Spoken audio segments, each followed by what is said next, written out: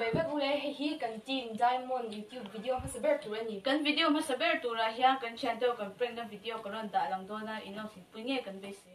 hi team leader kania hi assistant leader ani tuna kan team member zinga kan prank ma saber tur chu Brenda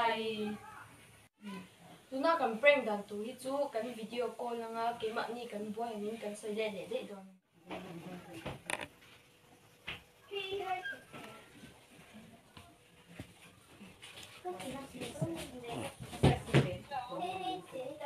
mình thì nghe mình đâu cô là cần gọi liên tục khi là mình đâu coi về lại mấy rồi thì khi nào mình đâu coi lên lại mấy rồi chúng ta cho con bùa xíu tụi con mình đâu coi là cần bùa liên tục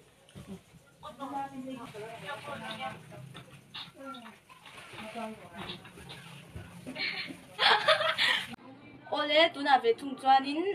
kan team member zinga mi eli kan prank ve thung do na tuna kan prank dan tur hi chu keimani le Brenda in ti thiam lo angin kan shil don ni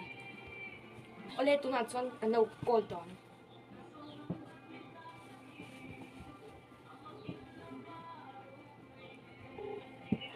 hello hello Eli à anh mà Brenda thì chúng ta học cái sự đó chứ môn mình reels vui rồi ngay xem hay reels sẽ bị về em hi chú usia kimi te khang ai sak ko si lawa chuanin usia kimi te khan an lo ninga chuan anin thu kha aron soya chuanin khan chong kamoi lovin anin hnial char char mo chuanin ka ho ta mai anga tia chuan kan kha don lo chen tia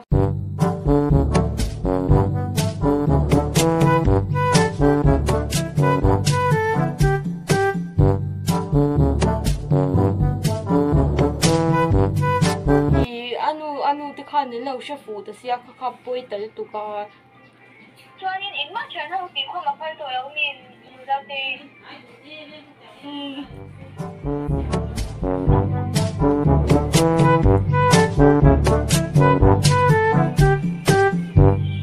ani ti chuanin na ban wa thao ko tin den ti hau mo da men ka tu sia ko nia bo thao zo ve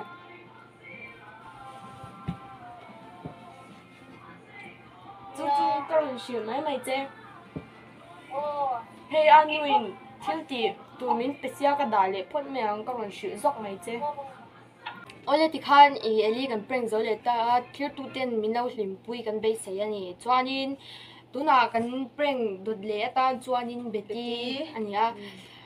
tụi nào cần prank đàn tụi tụi lâu thiếu tóc mấy đâu cần xây thiếu xây lọc thì là mình đâu thiếu đàn ăn khan mấy ôi tụi nào cần prank le tu chu kan no pang bear Betty mel cha em le chelo em mai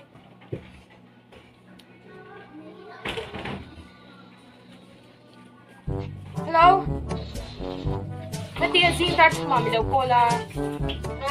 Natinga zing dar tu mami lo cola ko lo se min call chiang em ấy à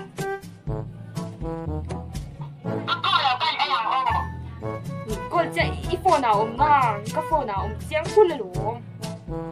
mà các phone nào bỏ ra thì các phone ra phone đầu tiên đã mà phone quậy đâu à bài nghe riêng ta thu mà lâu cô la nghe để tí mà chút cho này lâu cô la tí con tổ xuống cái cái đá luôn nha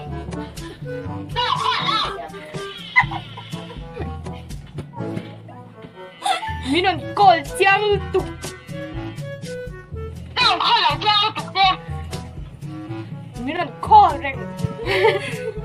rồi mình đâu call tổ xuống trên xe cái đá đơn nha vậy là mình còn call nữa ở đây tụi mẹ không biết gì còn prank rồi ta cho nên Samuela cần prank cái video của thằng chị này luôn mình cũng có gì mình cũng có gì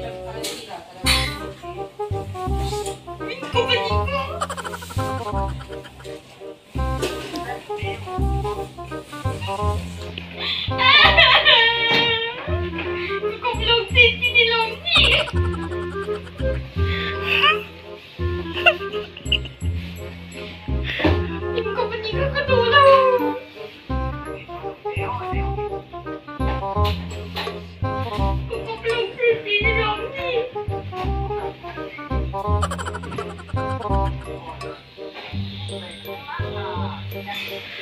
few moments later. Miron bol kha achu lo khop mai ka ti mo piano pakhat pokan nei lo nia min kop ron ti